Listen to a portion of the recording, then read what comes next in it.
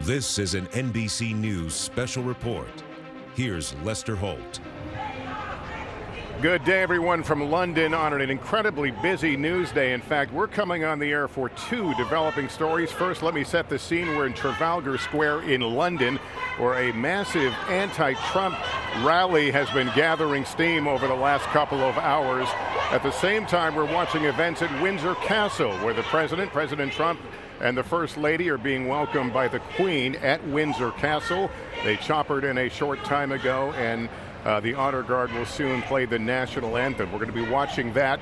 But in Washington, D.C., we learned within the last hour and a half or so of a news conference by Rod Rosenstein, the Deputy Attorney General who oversees the Mueller investigation.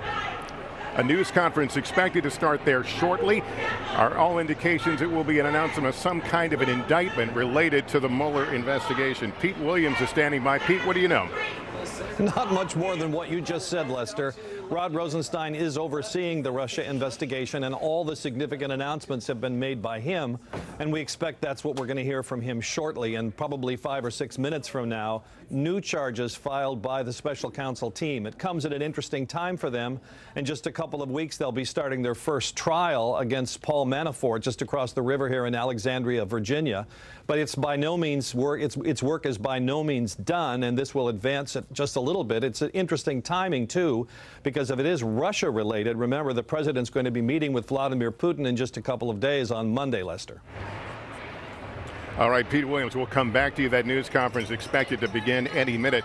In the meantime, back to the business here in England. Again, the protests behind me in central London, but at Windsor Castle, the Queen is welcoming President and Mrs. Trump. I'm joined by Wilfred Frost from CNBC, who covers royal matters. Wilfred, great to have you along with me. My pleasure to be here. This is only I guess every president except Johnson, U.S. president during the Queen's reign, has been welcomed in this manner.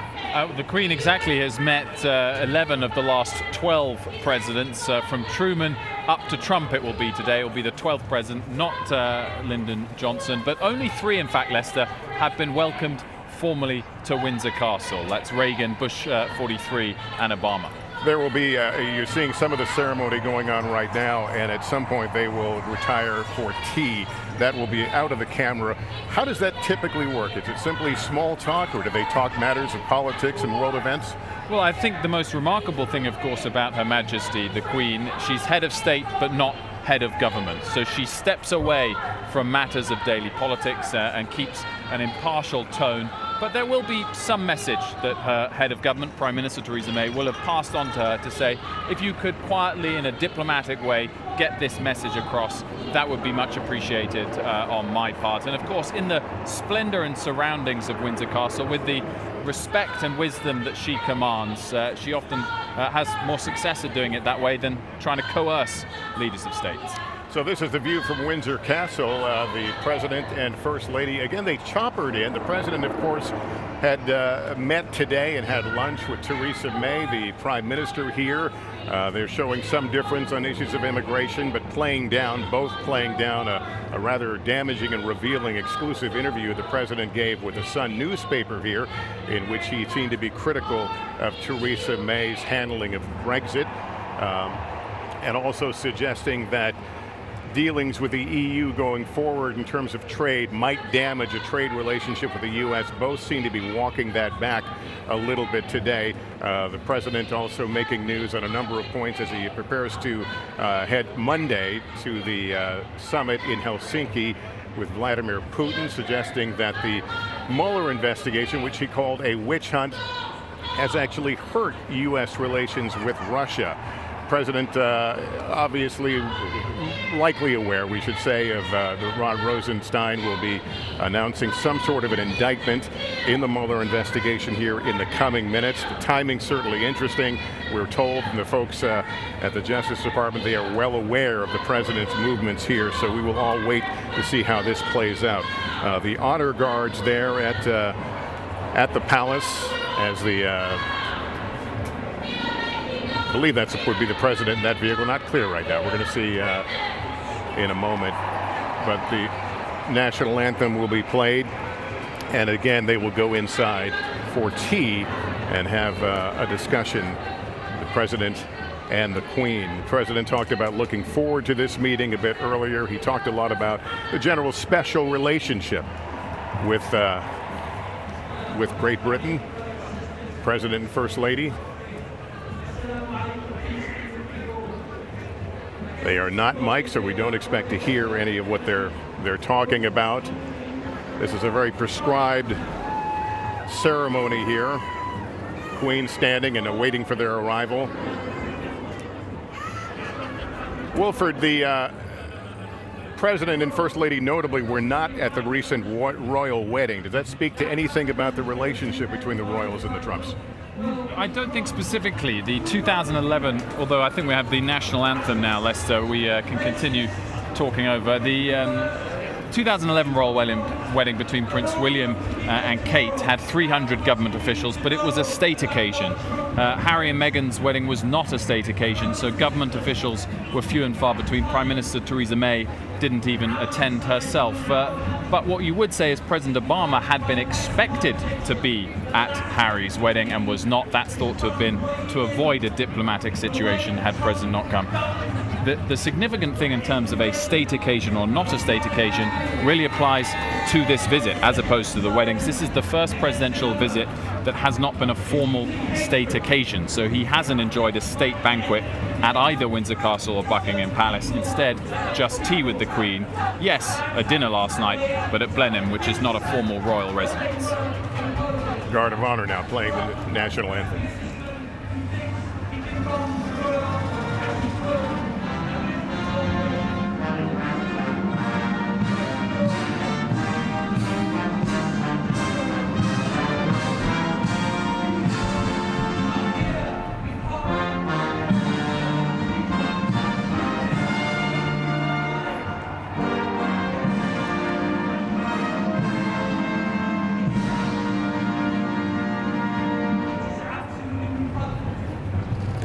What we expect now is the Queen will be inspecting the guard, and the Queen and the President will then have a review of the troops. This ceremony was scheduled to be very brief, about 10 minutes before, again, they retire indoors to have a conversation over tea. This is the Grenadier Guards here, Leicester, which is the highest part of infantry within the British Army, and they stand guard outside Buckingham Palace from day to day as well. As we watch the President, First Lady, and the Queen, I want to bring in Peter Alexander from the White House right now. Peter, the President has made a lot of news on this trip. His news conference today with Theresa May certainly showed some daylight between the two on immigration. The President also striking some familiar refrains about trade and what he thinks is the unfair treatment by the EU. How is it all resonating in D.C.? Yeah, Lester, I think that's exactly right. As we look at this picture right now, it is remarkable, the split screen we're going to see moments from now. The President walking side by side with the Queen of England. This is an image, a moment that he was looking forward to, perhaps more than any other on this trip. And we will be looking at the two of them together at the very same time that Rod Rosenstein, who is overseeing the Russia investigation led by Robert Mueller, takes to the microphones just moments from now. What struck us earlier today, the President, who really just sort of tried to defuse the grenade that he had thrown over the course of the first couple of days of this foreign trip, immediately coming out saying of Germany that they were captives of Russia, saying that NATO was effectively obsolete, saying that Theresa May, the Prime Minister of Britain's Brexit plan, was not going to work. Today, a very different tone, getting close to an apology to Theresa May, although he called the reports of his criticism fake news. But this was all significant. The President, who often goes out there and tries to cast himself as the strong man, the tough guy, taking on not only America's enemies, but more notably their allies, was trying to make nice at the end of his abbreviated visit with Theresa May. Lester? And Peter, it's not lost on any of us that some sort of indictment announcement of the Mueller investigation is going to Actually, let's go to Pete Williams right now, who has got more on what's going on with Rod Rosenstein. We expect to hear from the Deputy Attorney General in just a moment. What they're telling us now is that this is an indictment against 12 Russian intelligence officials who are accused of hacking into the Democratic National Committee and the Clinton campaign, getting confidential information, and then releasing it with the intention of influencing the 2016 campaign.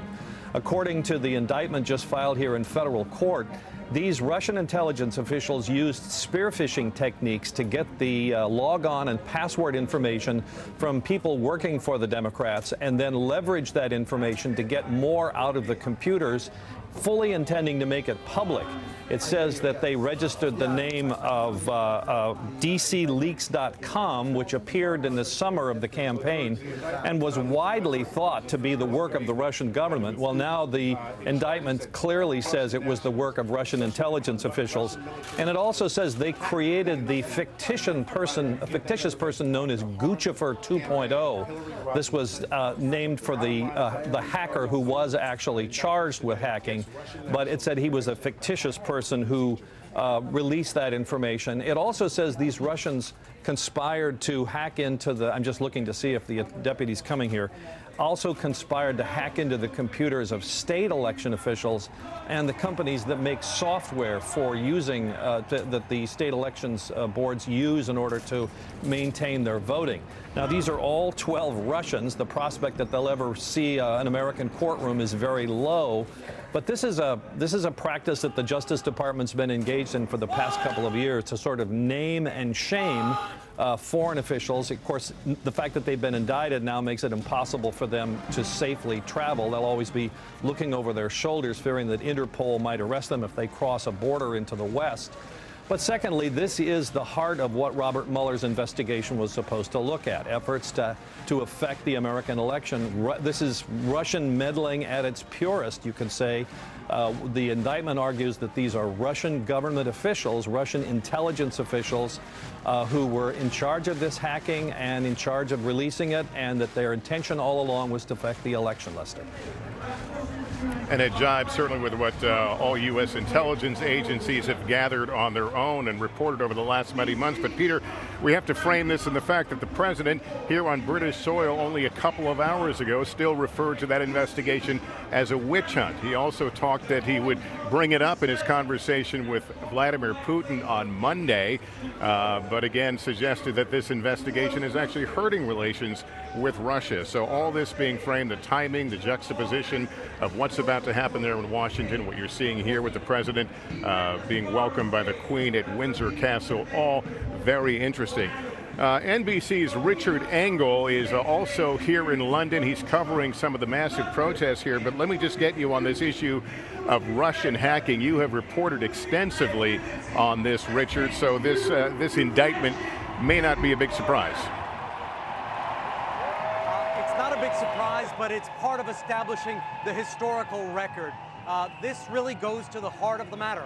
Russian attempts to influence the U.S. election. An attempt, according to this indictment, as Pete Williams just reporting, by Russian intelligence agents to penetrate the DNC's servers using phishing, sending false emails to try and obtain login information, to extract information from the DNC during the campaign, and then to weaponize that information to both hurt Hillary Clinton, who was a candidate at the time, leading candidate, and to help candidate Donald Trump. So this is really what it's all about. And now, once this indictment comes out, it will be more of the historic record, making it even more difficult for President Trump or many of his supporters to come out and say there's nothing there, there was no conspiracy, there was no Russian attempt to influence the election. Now you can say, well, here are the 12 names of the Russian intelligence agencies who actually did this. The Mueller investigation has certainly been taking a beating by Republicans who note that it has been moving rather slowly. It hasn't come to a conclusion. But again, Richard, this would suggest that this investigation continues to turn over stones. it turns over stones, but it doesn't necessarily turn over the keystone. It doesn't lead directly, and I haven't seen it, but it doesn't sound like it leads directly to President Trump. It leads to an attempt by the Russian government, by Russian intelligence agencies, to steer the election, but that doesn't prove the case that there was conspiracy or any welcoming attempts by Trump officials, Trump's inner circle, to encourage this process along. Again, on the surface of it, it seems more to indict Russia than it does to build a case against President Trump. This particular indictment. And Richard, we just saw the President and First Lady and the Queen go inside Windsor Castle now, out of the cameras where they will have tea. As that's happening, as he's being welcomed with all that pageantry, you're in the middle of a crowd that is also right behind me here. Can you describe what you're seeing in terms of the size and impact of this anti-Trump rally? Yeah, absolutely. You couldn't have two more starkly contrasting images.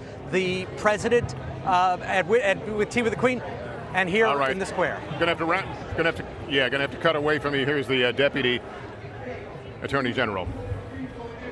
The indictment charges 12 Russian military officers by name for conspiring to interfere with the 2016 presidential election.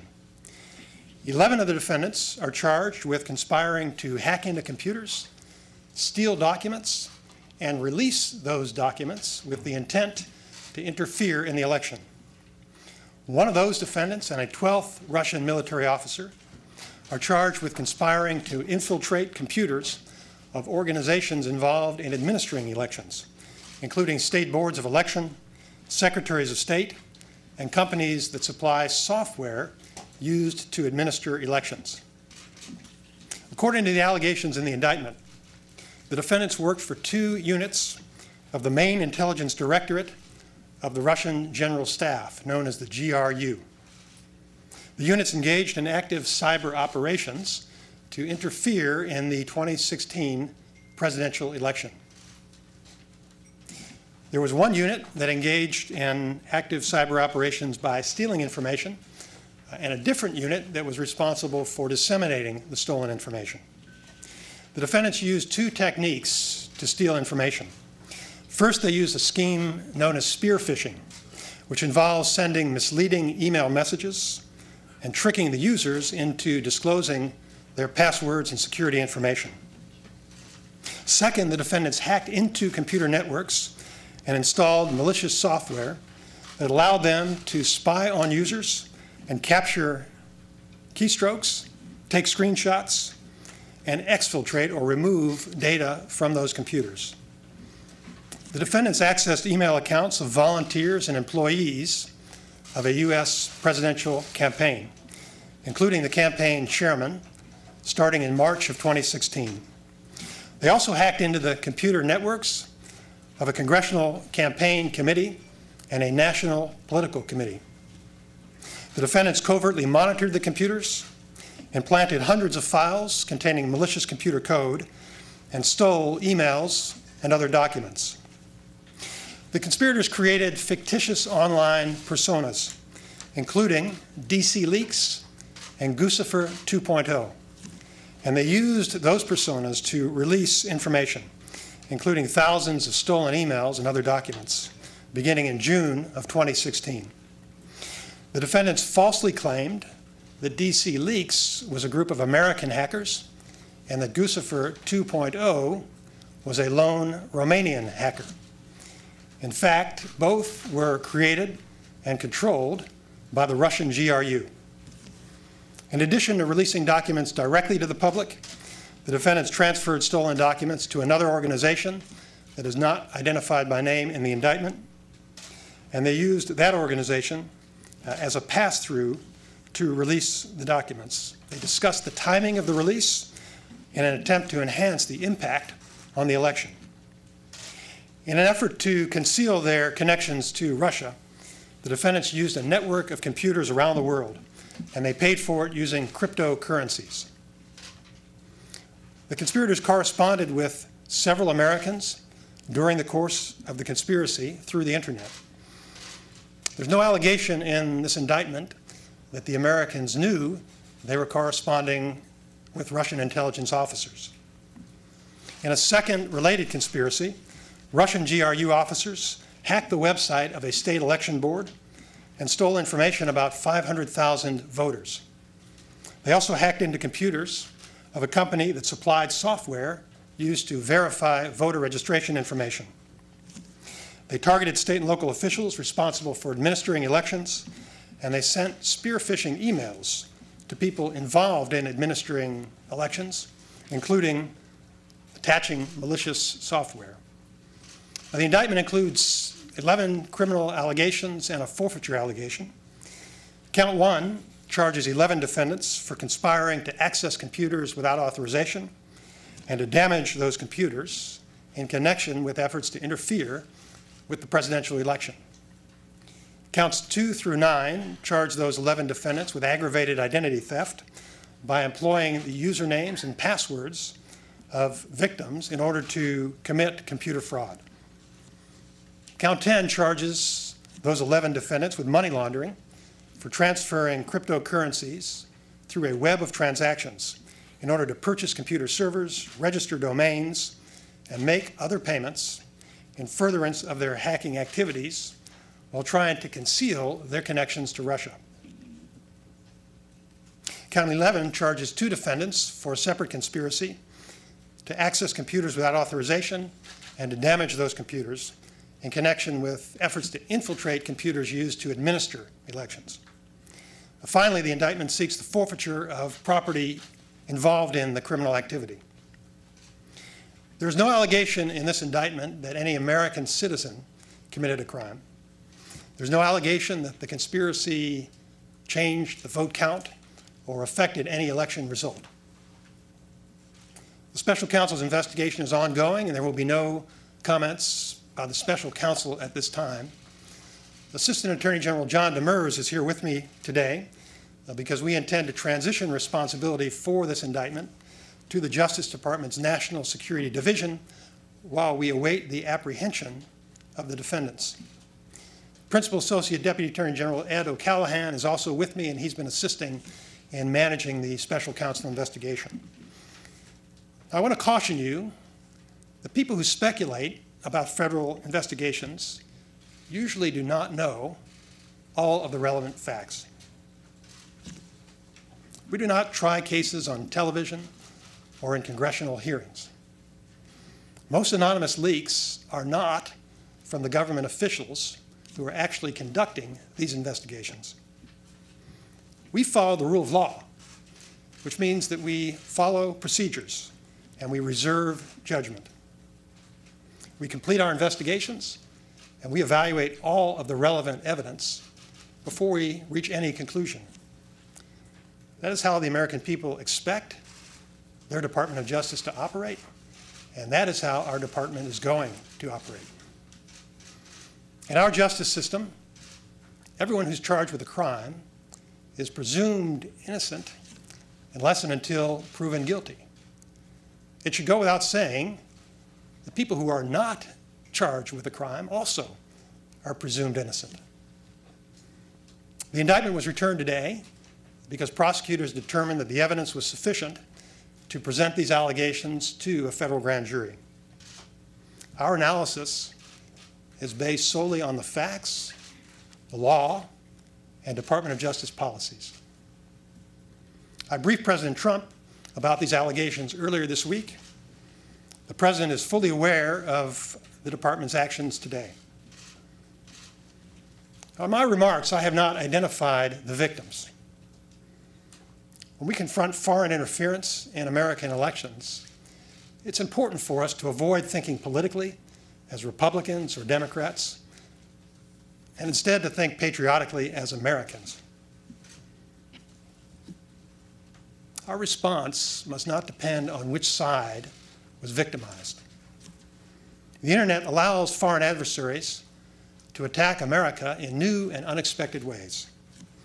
Free and fair elections are always hard fought and contentious.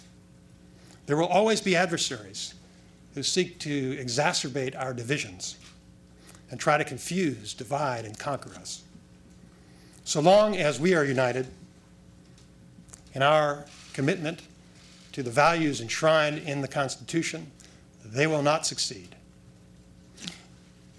The partisan warfare fueled by modern technology does not fairly reflect the grace, dignity, and unity of the American people. The blame for election interference belongs to the criminals who committed election interference. We need to work together to hold the perpetrators accountable, and we need to keep moving forward to preserve our values, protect against future interference, and defend America. I have time to take a few questions. General Rosenstein, quick question for you, sir. Number one, the timing today on the eve of the President's meeting with Putin, can you talk about that? And also, just today, the President described the Mueller investigation as a witch hunt. Your response. The timing, as I mentioned, is a function of the collection of the facts, the evidence and the law, and a determination that it was sufficient to present the indictment at this time. As I mentioned, I did brief the President. With regard to the nature of the investigation, I only comment on the evidence. The evidence that is reflected in our indictments and in our charges represents a determination by prosecutors and agents without regard to politics that we believe the evidence is sufficient to justify the charges. Harry? Yes, Deputy Attorney General, I know you've talked about the fact that, in your view, the evidence doesn't show any votes were changed as a result of this hacking. But you did say that a company used as a pass-through coordinated with these defendants to enhance the timing of the release and the impact on the election. Can you talk a little bit about what the evidence you have shows in that respect? So what I've talked about today is what is alleged in the indictment.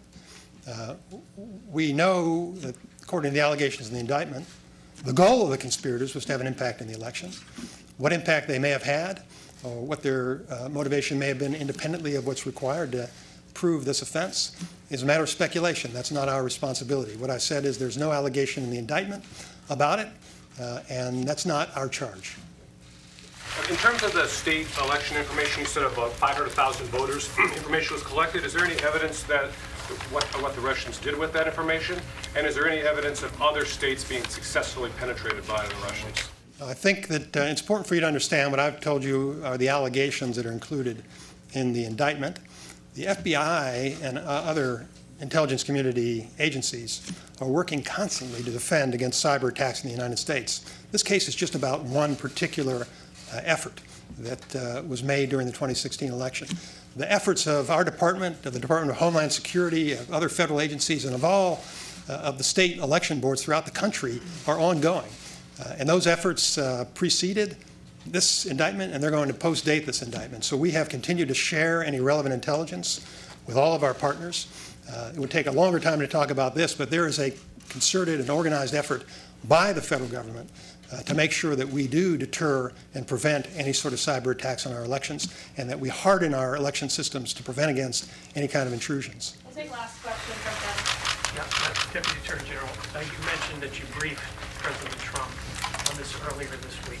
Did he indicate his support for this action, and what was his reaction? I'll allow the President to speak for himself. Obviously, it was important for the President to know what information we've uncovered, because he's got to make very important decisions for the country. So he needs to understand what evidence we have of foreign election interference. Thank you very much. You said that you were hoping who ordered the national frontiers wherever they may be. Rod Rosenstein, the Deputy Attorney General overseeing the Mueller investigation, concluding a news conference in which he announced that 12 Russian military officers have been indicted by the U.S.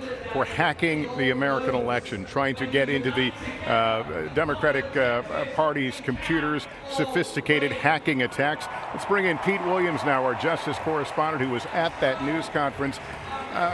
Pete, I suppose we're not going to expect to see any Russians in handcuffs here, so what's the power of these indictments and what happens now?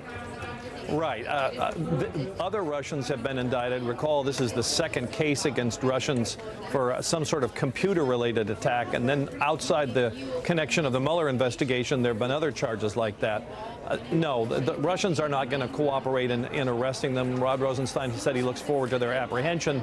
That's not likely to happen. But by filing these charges, it makes it very difficult for these folks to ever, these 12 people, to ever travel outside of Russia or a country that doesn't cooperate with Interpol, because if they do, they'll be arrested. There'll be red notices put out on them, and it limits their travel. To some extent, it may also limit the ability of them to access any funds that they have outside of Russia or any funds that are in the West. One of the interesting things I thought in the news conference, Lester, was the Deputy Attorney General saying this information was passed through to an American or to another entity, which he declined to name. I guess the big question is whether that was WikiLeaks. That's certainly been the supposition. And then finally, Lester, I would also say that the deputy spent a lot of time not looking at his notes, talking about the need for bipartisanship. He's certainly been on the receiving end of some pretty harsh criticism from Congress. And then yesterday you had the spectacle of that hearing with the former FBI agent Peter Strzok before the House that went on for hours during the day.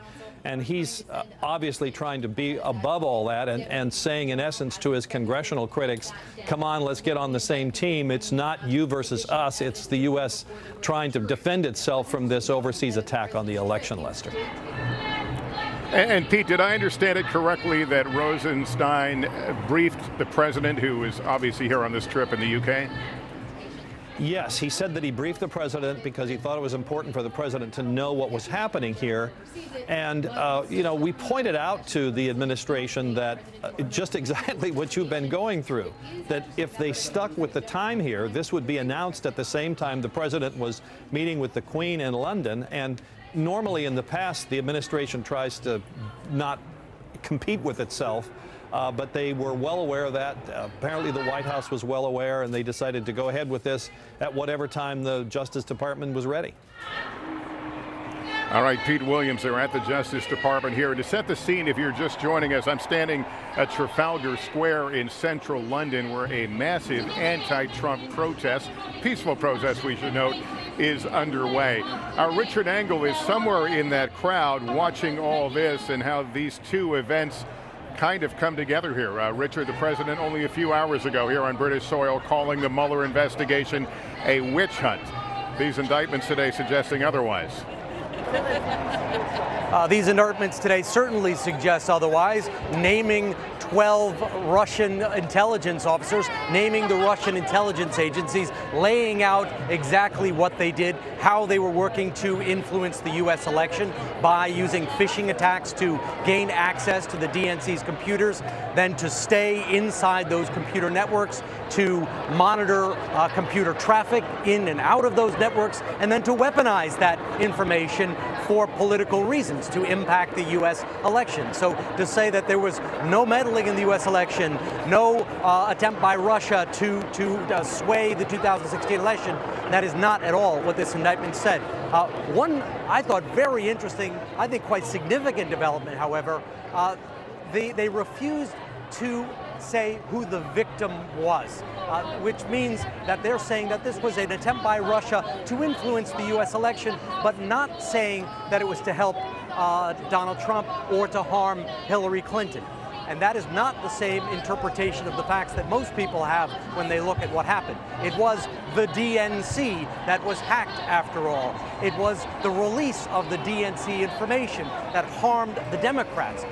The entire hack was perceived, when you look at the facts, when you look at the way it happened, as harming Hillary Clinton by dividing Hillary Clinton, dividing Bernie Sanders supporters. So what I heard today, with them refusing to name any kind of victim, saying, well, this was just a Russian attempt to create chaos, it seems like they're trying to pin a crime on Russia, but refusing to acknowledge what impact it had on the U.S. election. All right, Richard Engel, thank you. And we should note this is a massive protest. Some of the signs, some of the chants have been profane in nature. We believe one got on the air. Our apologies about that. I want to go to Hallie Jackson right now, our chief White House correspondent. She's also traveling with the president here in England.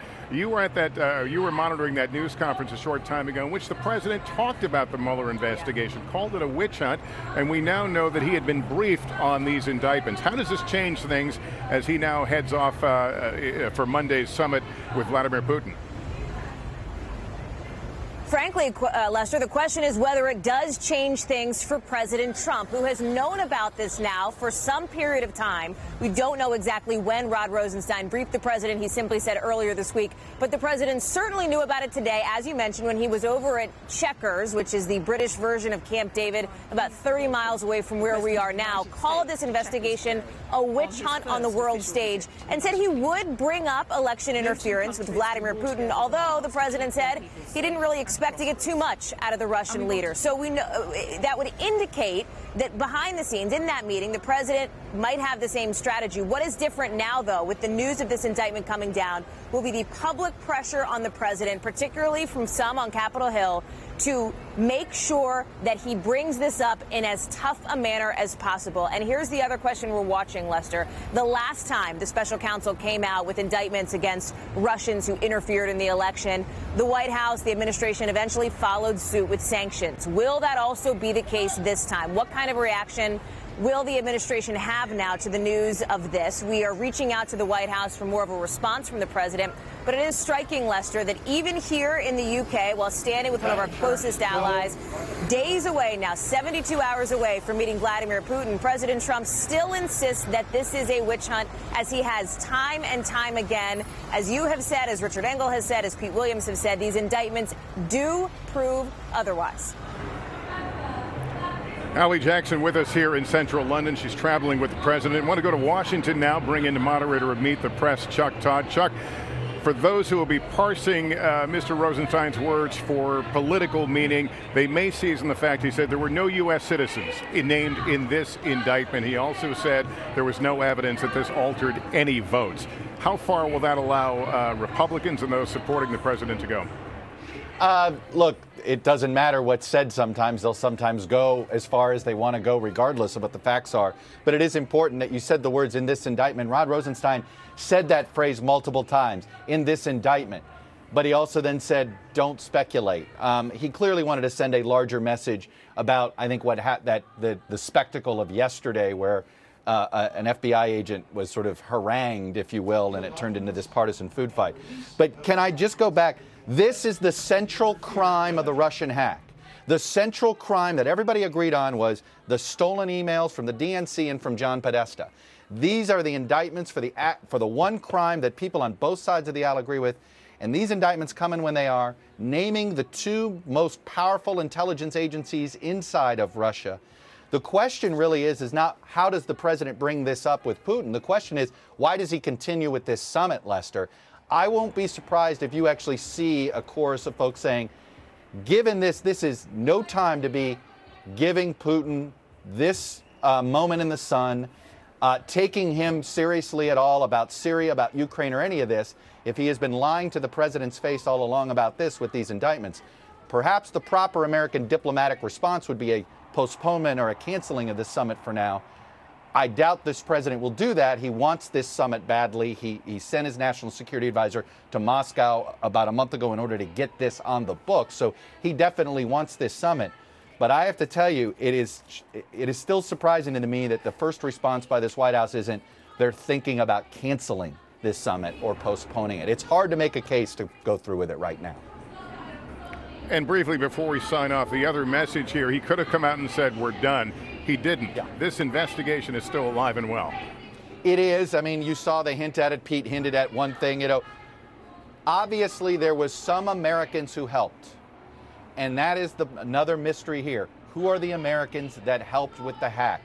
Who's the American that sorted it out so that it was correctly released news cycle by news cycle by WikiLeaks? This wasn't done by WikiLeaks. This was done by somebody else. The American helpers in this, and we don't know who they are. Obviously, there's been speculation if they were working for a campaign or not. But that is still the next giant shoe to drop from Robert Mueller, are the Americans that assisted these Russian intel agents. All right, Chuck Todd, we'll hear more from you a bit later. We will have full coverage throughout the day on MSNBC and on NBCNews.com. On Monday, I'll be in Helsinki for the summit between President Trump and Vladimir Putin. And tonight, a full wrap-up of the day's events from here in London on NBC Nightly News. For now, I'm Lester Holt in Trafalgar Square in London. NBC News. Good day.